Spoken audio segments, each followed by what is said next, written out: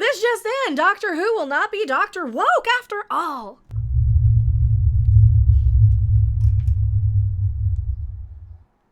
It is not Dr. Woke, it is not Dr. Diversity, it is not a doctor based on all of the marketing and talking points. I am Mecca. Bookmark this channel. If you don't click every single video, YouTube thinks you don't love me. And we don't want YouTube thinking you don't love me, do we? Because I love doing these videos. Thank you so much for letting me. Because if I don't get to do videos all the time, I just might as well submit and watch Picard or something. And that's no fun. I mean, I don't want to watch it without being able to mock it for you guys for my amusement and your amusement, hopefully. I don't know. The following video is brought to you through the generous support of viewers like you. If you like this content, then please consider subscribing, liking, and sharing this video. And for those who are in the position to donate, this channel thanks you. And so does this orange cat. Meow. We need a little meow. I gotta see if I can get him making his little noisies. He does the cute little, it's mom's cat that I inherited. He does the cute little noisies. He's like, purr, purr, purr. He does like a chirpy purr when he's really happy. He's actually such a good boy. I'm very happy he's not a bad kitty because I didn't really want a cat, but you know, I inherited mom's and he's a pretty good boy. Anyway, speaking of Doctor Who, which I hadn't been for like 5 minutes now, Doctor Who will not be known or anything. We have confirmation, according to showrunner Russel T. Davies, that this was clearly the very bestest actor ever for this job, and they did no such thing to hire him based on diversity. Russel T. Davies shuts down claims that, I cannot pronounce this gentleman's name, was cast in the show because of diversity. However, the media is going to use that to everything that they can. They're going to say he's the first gay, he's the first black, he's the first this, he's the first that. And that is one of the things that they did to Jodie Whittaker, which was so unfair to her specifically and women and fans of the show. And I'm going to go out on a limb and say, I think this is unfair to the gay community and to the of color community. Is that even, like, can we stop saying communities? Because we're all one community, we're all people, but I guess the people being mad on Twitter about everything is the community I'm talking about. I don't think it's fair to them that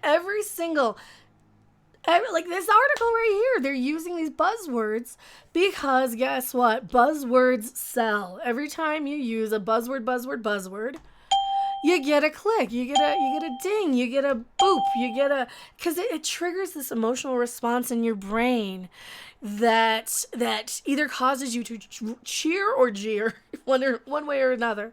So this is why you see a lot of like YouTube channels using words like cultural Marxism, intersectional feminism, groomers in Hollywood, all of these things just to kind of trigger this emotional response in our little lizard brains, because we are. And I know, I'm the same thing. I saw that and I'm like, that's the first thing that they're going to go to, isn't it? But no, Russel T. Davies claims that he is just because he's the best actor who walked into the room. I don't buy it. I think it's because Russel T. Davies knows this guy, knows he's going to show up on time probably knows that he's somebody who can count on to deliver the lines the way he wants to write them because he's worked with him before. Which is exactly why Jodie Whittaker was chosen when Chris Chibnall took over. On the carpet, obviously it's just been announced. How do you feel? I feel really happy that I can now talk about it because I got cast in February. Oh, he was cast in February. This is when we were getting rumors of like Ollie Alexander, is that one of them? The other kid from It's a Sin? Or, well, he's not in It's a Sin. He's in the other show that Russel T. Davies does, Sex Education. I can't say that, can I? But, you know, I think a lot of it has to do with the fact that they worked together before. It's exactly why Chris Chibnall, who's now behind me, there he is. Chris Chibnall, there you are. Why he worked with Dr. Jodie, because he worked with her before on his other show on, what was it, Broadchurch? It's a Broadchurch. So you're not going to just go in blindly with some actor that you might not get along with, you might not know. This is exactly what they do in retail. I worked in department stores for a lot of years. You get a new manager come in, aka a showrunner, aka Chris Chibnall or Russel T. Davies or whoever, and they want to work with their team that they know they can trust. So what happens? They start bringing in all their other people from their other stores. And that's what'll happen. Like, oh, I came from this one across town, and I'm going to bring in this person and this person and this person. And then what do? They come in and change up a bunch of stuff and then move on to the next thing.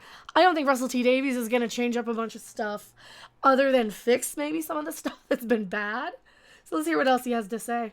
Can you even hear him? I hope you guys can hear him. I've been keeping it a secret since then, and so it's nice to finally breathe. But like also really nervous. It's an incredibly iconic role and an incredible. I wonder, I'm listening to him speak. Are people going to be triggered that he's kind of got a pretty thick, sort of not very, well, David Tennant, didn't David Tennant put on a fake London accent, right? He put on a different accent from what he had. So I'm wondering if this guy's going to do that and make himself sound a little more posh, a little more proper, a little bit more, I don't know, authoritarian, maybe? Or maybe he's just going to be the fun doctor that you're going to go and like, yeah, this is the guy we can go out and hang out with and have some fun and sing about fun. Incredibly iconic show, and I just hope I do it justice. I'm following some very, very big footsteps, and so I'm just hoping that I fill them up. Oh, God. So yeah, here you go. Have you met him? I mean, so Russel T Davies, here's his reaction. Let me weigh in real quick, then we'll get his reaction here. I hope that the media is going to shut up about the first this and first that stuff for about a minute, just so that we can give this guy a chance on his merit, because what has a lot of people been saying? We want Russel T Davies back. We want good writing. We want everything. And I've been saying this for years. I don't really give a good crap about who plays the Doctor. It's an alien. They can be anybody at this point. However, I would prefer somebody for me that I want to kind of go and be whisked away with and have some fun and maybe go on an adventure or two. I don't know about this guy. I haven't seen him in anything. I can't judge him yet. Gosh, have you met him? I mean, it's just, I'd seen Ncuti's work over the years. Listen to people shout. That's how you pronounce it? I'm not going to try. Did he say Ncuti? Oh no, I can't. I don't want to butcher his name. For him. He's loved. But until he actually walks in the room and you see him, you don't know what you're going to get. And I fell in love, frankly. He's stunning. He did an audition, just blew everyone away. And when you meet him, I think you only cast the Doctor, you cast the potential. I can see him for years exploring the part and taking it somewhere new. That's an interesting take on it. Because, see, for somebody like me, like, I was always rallying behind somebody I know would be a good Doctor out of the gate. But he does make an interesting point. I mean, how many of these Doctors do we kind of have to get used to? We had to get used to Matt Smith. I didn't know Matt Smith before. And I'm like, oh, he's young. Matt Smith did fine. Peter Capaldi did fine. David Tennant I didn't know from anything. And he blew me away. I really love David Tennant's Doctor. So they won't. We all know this is the buzzwords to garner attention. Absolutely, you are correct. There's my ding, ding, ding. Enough of the ding, ding, dings. 4 more seconds? My ding, ding, ding's too long. That's what I felt. I felt that in my heart. I thought, we can go anywhere with this.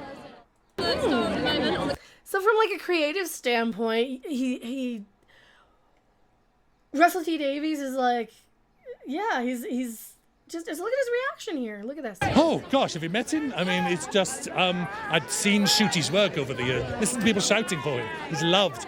But until he actually walks in the room and you see him, you don't know what. Yeah, I mean, he might be great. He might be way better than Jodie. I don't know. So I just hope that the media doesn't use this as an opportunity to call anybody istaphobic who says, wait a minute, we don't know. Because we kind of go through this every time we get a new Doctor. Well, we don't know this person yet as the Doctor. We know them as this other stuff. Are they going to bring this other stuff? Because all the people I always rally for, I know would just be the version of the Doctor in my head, in my stories that I'm not writing, that I'm going to write. And half the fun is seeing what the people I know can do Doctor Who, like Russel T Davies, are going to surprise me with. What's he going to do that's going to be something I had never thought of in a way that gets me back on board and gets me... That's what I want. I want a Doctor Who to be excited for. I want a Doctor Who to make me say, you know what, I want to see what adventures they're going on this week. I don't want to be preached to. I don't want to be lectured. I don't want to be assumed that I'm against whatever thing that they've decided I'm against for whatever reason, just by me showing up and being a little cautious out the gate. And that's all that really matters to me with this stuff. And we're not getting it from Star Trek. We're not getting it from Star Wars. Maybe we can get it from Doctor Who. I think I'm expecting a little too much, probably, because especially in this day and age, we still have all this BBC initiative stuff. We still have Russel T. Davies himself saying, hey, how about we ask the BBC to stay on, and we ask people to vote to keep the television license because we get more money for Doctor Who if we use their money. And I'm like, I don't think you get Doctor Who, though. I don't think you need the BBC to fund it. I think that maybe lowering the budget might help. What do you think? Because it was always better when it wasn't a whole bunch of flashy CGI. It was always better when it was, I hate to say it, Daleks that can't climb upstairs, little tin cardboard puppy doggies, and plant monsters, right? That was always mine. I don't know. What do you guys think? A dark-skinned man can be the Doctor is a perfect example, but he must have unique charisma. This guy might. I mean, just Russell T. Davies' reaction, though, is like, oh my God, have you met him? They're screaming for him. Let's hear him again. Been announced. How do you feel? I feel really happy that I can now talk about it because I got cast in February. And I've been keeping it a secret since then, and so it's nice to finally breathe.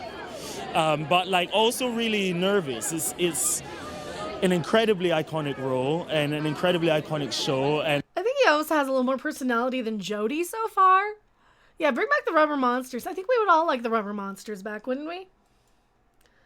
And I just hope I do it justice. I'm following some very, very big footsteps, and so I'm just hoping that I fill them up. Oh gosh! Yeah, I just hope that I hope that the media and the bots on Twitter, oh, those people are awful. That is the biggest, most off-putting thing to me in any sort of fandom or franchise is when you get the, oh, well, clearly you're just a this, or you're just a racist if you don't like that, or you're just a sexist, or... All right, we don't even know yet. We don't even know if this guy's any good yet. So hopefully the people on the internet can shut up about this for long enough to even see if it's any good or not at this point. Because if it's dog shit, I'll tell you. And I'll reel this one a new one. And I'll say, nope, he lied. It's all about diversity and inclusion and political messages and preaching. And if it's not, and it's all about him being the best guy for the job, then I don't know. But I probably should have used the Doctor Diversity thing on last night's video. That thumbnail would have gone way better on this one than yesterday's, which was about possibly having the potential of the companion. Anywho, I can go back to my live chat. Don't you guys go anywhere. Thanks for watching. If you liked it, make sure to hit that like button. And if you want to see more, don't forget to subscribe. See you in the next video. Bye!